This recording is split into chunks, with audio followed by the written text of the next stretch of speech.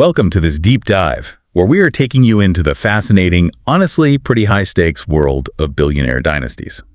Because when you look at the architecture of extreme wealth, the general public assumption is that a massive inheritance equates to absolute freedom.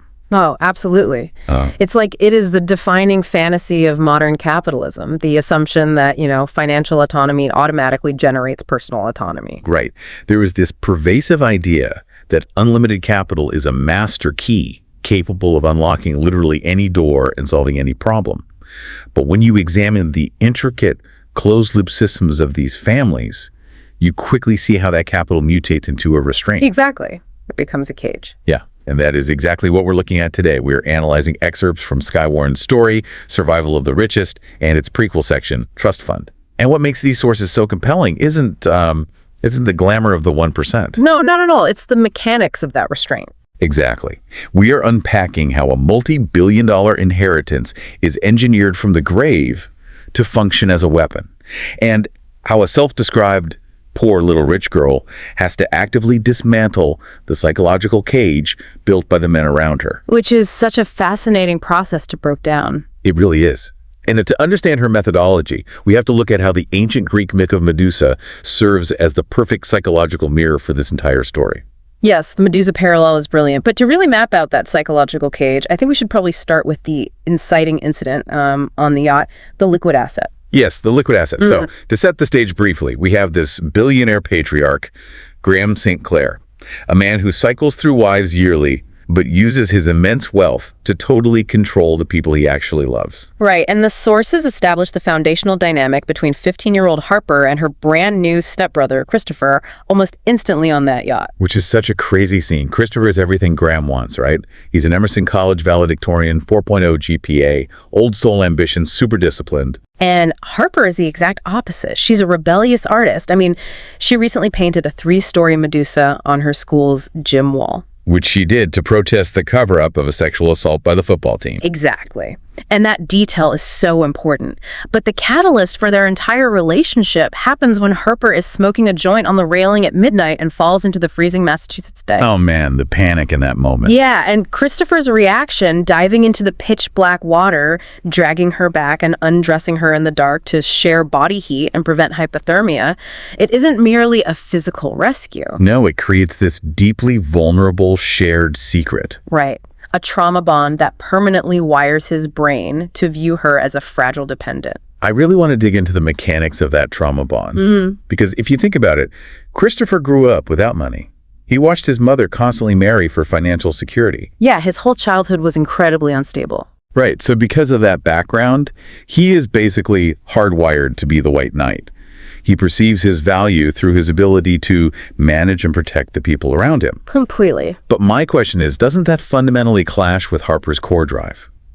If we look at the analogy of a classic psychological trap, Christopher needs to save the damsel, but Harper is a girl who actively despises the armor of wealthy men. Because in her experience, that armor is always used to imprison her. Exactly. Her dad, Graham, uses his armor to trap everyone, so she hates it. It is a complete collision of survival mechanisms. Christopher requires a damsel to validate his role as the protector, while Harper requires autonomy to feel safe. And, your point about the Medusa mural is crucial to understanding her survival mechanism. Okay, break that down for us. Why is the Medusa painting so critical? Well, the text reveals that Harper does not view Medusa as a monster waiting to be slain by a heroic Perseus. She identifies with Medusa as a victim who was punished by Athena for a crime committed against her by Poseidon. Right, the ultimate victim blaming. Exactly. So Harper's mural is a calculated public protest against that.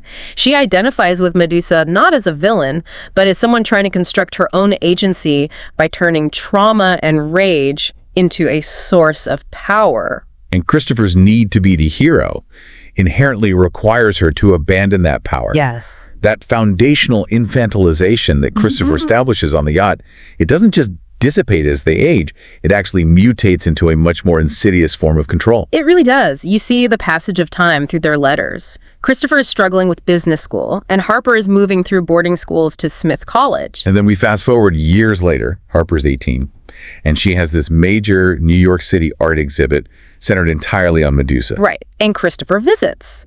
But she's dissatisfied with her centerpiece painting, so we see the exact same dynamic from the yacht play out again. When they break into the Soho art studio at midnight. Yes. Christopher helps her break in so she can paint a new, raw, rage-fueled Medusa. It's such an intense scene. The adrenaline is peaking, they're covered in paint, and they almost kiss. But Christopher abruptly pulls away. Yeah, he blames the paint fumes and the adrenaline, which is just... He invalidates her agency entirely in that moment. He really does. He treats her like a fragile girl who just doesn't know her own mind. Exactly. By claiming he needs to save her from himself, he denies her the capacity to understand her own desires. He treats her emotional and physical autonomy as something dangerous that must be contained. He restricts her under the guise of responsible protection. Which is classic financial and emotional abuse territory. Definitely. Which makes her speech at the gala the very next night so much more potent. She stands in front of a room full of her father's billionaire peers and explicitly tells them that Medusa is a warning, yes, but not a warning to avoid female rage. She reframes the Gorgon as an instruction manual on how to use rage as power. It's such a triumph for her. Her constantly warring parents, Graham and her mom, even hug her together in a rare, perfect moment of family peace. It's beautiful. But I have to ask you, the listener, a direct question here. Have you ever had a moment that felt just a little too perfect, where the universe aligns just right and your stomach completely drops because you know the bill is about to come due? Oh, that is the worst feeling. It's exactly what happens here, because right after that perfect moment, Graham suddenly collapses on the floor of the exhibit and dies of a heart attack. And the tragic irony is that her attempt to claim that power is immediately derailed. The sudden death of the cage's architect just shifts the paradigm of control instantly. Right. The father who used his capital to manipulate his family in life ensures that the manipulation continues in death. It's a masterclass in posthumous control. Let's analyze the mechanics of the will reading, because it is wild. They are all in Mr. Smith's office, and it's a total circus of ex-wives and stepchildren hoping for a payout. And Graham leaves the liquid asset yacht to Christopher. But he leaves his entire massive fortune to Harper. Billions of dollars. But with a brutal catch. It is entirely locked in a trust until she turns 25. And the real twist is that Christopher is named executor with absolute unchecked authority over the disbursements. And the most revealing detail, the absolutely wildest stipulation, is that Graham specifies that not a single cent can ever be used for Harper's mother. Which forces an impossible situation. It really does. Because Harper's mother is literally pawning jewelry just to afford a cheap motel room. Harper begs Christopher to bend the rules to prevent her mother from being homeless, and Christopher outright refuses. He claims he must honor Graham's last request to, quote, protect Harper from giving her money away. Okay, I have to push back hard on Christopher's motives here. Is Christopher actually operating out of a sense of honor to a dead billionaire? Or is this a man who grew up on the outside, finally succumbing to the addiction of holding the purse strings? The sources play with that ambiguity so brilliantly. Christopher claims obligation. He weaponizes the concept of duty to justify his rigidity. But if we analyze his behavior objectively, Christopher uses the parameters of the trust to build an impenetrable wall. A wall between Harper's desires and her reality. Exactly. By adhering strictly to Graham's punitive rules, Christopher validates his own status as the responsible, rational adult. He effectively dictates the life of the heiress, forcing her to constantly seek his approval. It functions like a financial choke valve. No. He can restrict the flow of resources just enough to keep her entirely dependent on him, but not enough to let her build her own life. Yeah, and if we connect this back to the theme of financial abuse, Graham hated his ex-wife so thoroughly that he engineered a scenario where Harper's closest ally, the man who saved her life, becomes her financial warden. Wow. He forces Harper to choose between the man who saved her and the mother who raised her. And he even tells her to her face that she was always just a poor little rich girl. It's a devastating invalidation of her identity. It really is. And that choke valve dynamic inevitably reaches a breaking point years later. We fast forward to Tanglewood. Harper's mother is diagnosed with cancer. Right, though she is currently in remission. Yes, in remission, but she's obsessively avoiding anything she considers toxic, like she calls coffee a poison. Harper needs capital to ensure her mother has a stable environment and the best ongoing alternative care. But Christopher, maintaining his rigid role as the enforcer, blocks any trust funds from being used. But then, and this is the part that drives me crazy, he uses his personal credit card to pay for her care. Which makes Harper absolutely furious, and that distinction is paramount. By refusing to disperse the trust funds, Christopher maintains his absolute legal control over Harper's resources. Right. But by paying the medical bills with his personal capital, he fulfills his internal need to be her savior. It transforms an inheritance that rightfully belongs to Harper into an act of charity. Designed to keep her perpetually indebted to his benevolence. Exactly. Think about the people in your life who constantly offer to protect you or take care of things for you. Are they actually shielding you from the world, or are they subtly shielding you from your own independence? That is such a good way to put it. Because Harper recognizes that charity for what it is. It's a leash. She refuses it and tracks Christopher down to his corporate headquarters in Tanglewood. And this is where Sutton Mayfair disrupts the entire equation. Yes, Sutton. He operates on a completely divergent philosophy from Christopher. Where Christopher relies on rigid frameworks, legalities, and control, Sutton is an opportunist. He is blonde, southern, physical, completely unabashed, and instantly attracted to Harper. He trusts his physical instincts and social reads. And at this point in the story, Christopher and Sutton are facing a massive structural roadblock with their real estate firm. Right. They have purchased a historic library with the intent to bulldoze it and develop the land. But they completely lack the social intelligence to navigate the community backlash. They are in an argument with Mrs. Rosemont of the Historical Society. And she is threatening to leverage City Hall to permanently block their construction permits. Exactly. Because Sutton and Christopher attempted to apply a cutthroat mathematical corporate strategy to a problem that requires nuance. They assumed capital alone could bulldoze community heritage. It's like playing a game of high-stakes poker, right? Christopher and Sutton know the math, but they don't know the players. And this is the moment Harper weaponizes her background. It's such a great scene. She crashes their gala, seamlessly steps into the middle of the confrontation with Mrs. Rosemont, and just loops her arm right through Sutton's. And she totally charms the woman. Yes.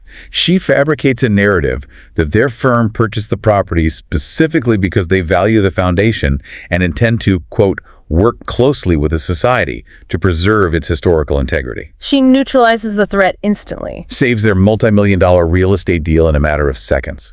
It just proves that social intelligence and empathy are just as valuable as cutthroat business tactics. It is a flawless deployment of soft power. She proves to these two ruthless businessmen that navigating the human elements of a deal is far more effective than just throwing money at the board. Exactly. Christopher relies on contracts, rules, and capital to force outcomes. He assumes that because he holds the money, he dictates the reality.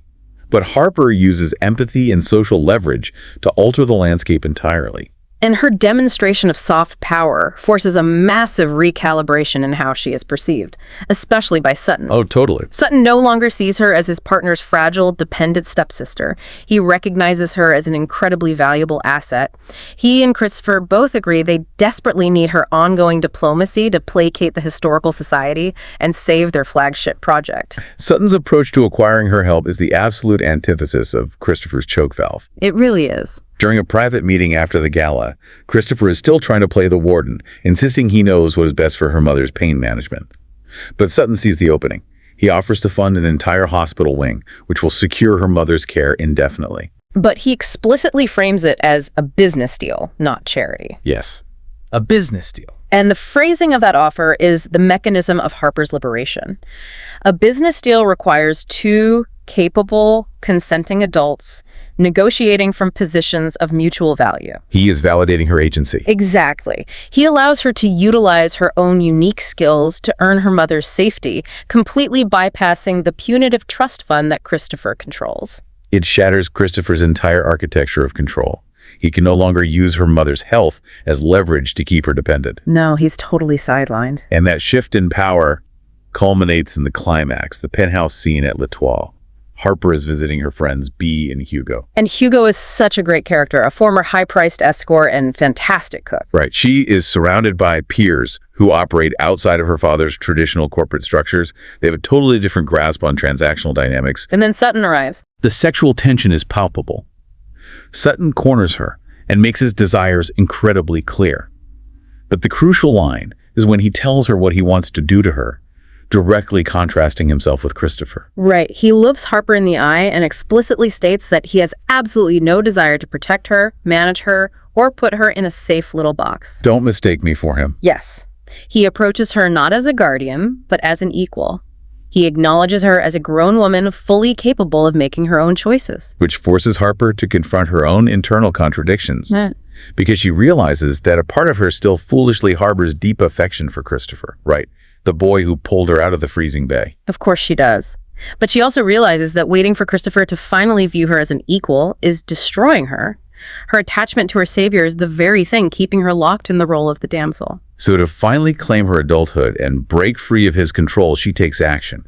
She grabs Sutton by his red silk tie and initiates a passionate, highly public kiss right in front of her friends. And if we synthesize this action directly back to the core themes of the sources, this is the Medusa thesis actualized in real time. Oh, I love this connection. Break down how the kiss mirrors the art exhibit mural. Well, Harper is no longer sitting on the railing of the liquid asset waiting to be saved from the water. She is no longer permitting the men in her life to dictate the parameters of her existence. Right. By kissing Sutton and actively taking control of the business deal, she weaponizes her own desirability and her social power. In a metaphorical sense, she is turning the men to stone. Wow. She freezes Christopher out of her emotional life by choosing his partner, and she binds Sutton to her entirely on her own terms. She transforms from the victim of their power dynamics into the architect of her own. That is brilliant. When we pull back and look at the entirety of this incredible journey, we see a profound deconstruction of how control operates within these extreme financial ecosystems. It's an incredible evolution. It really is. We watched a 15-year-old girl, isolated and unheard, falling off a yacht, turn the rage of a mythical gorgon into a mechanism for survival. And we watched an artist find her voice and an heiress fight to break out of a gilded cage built by her billionaire father and enforced by the very men she trusted most. The sources demand that we examine wealth not merely as currency, but as an emotional proxy. In these dynasties, capital replaces genuine affection. Yeah. It is utilized to enforce loyalty, punish dissent, and strictly define the boundaries of a person's freedom. Breaking free from that system requires more than just waiting for a trust fund to vest. It requires a fundamental, active reclaiming of the self. It requires you to stop waiting for the white knight and realize that the armor he wears is the exact same metal you used to build your cage. Exactly. I want to leave you with a final provocative thought to ponder long after we wrap up today. We have spent this time analyzing the psychology of the individuals trapped in this system. But think about the legal mechanisms that actually enable this behavior. The trusts, the executors, the binding stipulations. Right, these are all constructs of our legal system. We assume these tools exist to protect assets and ensure stability. But when a billionaire can legally mandate from the grave that a woman he despises receives no medical aid and force his daughter's savior to act as her warden, we have to ask a broader question. Are you actually inheriting wealth? Exactly. Or are you just inheriting the ghost of the person who left it behind? Are these legal structures simply protecting wealth, or is our system actively designed to institutionalize and enforce the trauma of dead men onto the living? Consider how much of our society is governed by the grudges of ghosts. Thanks for joining us, and we'll catch you on the next deep dive.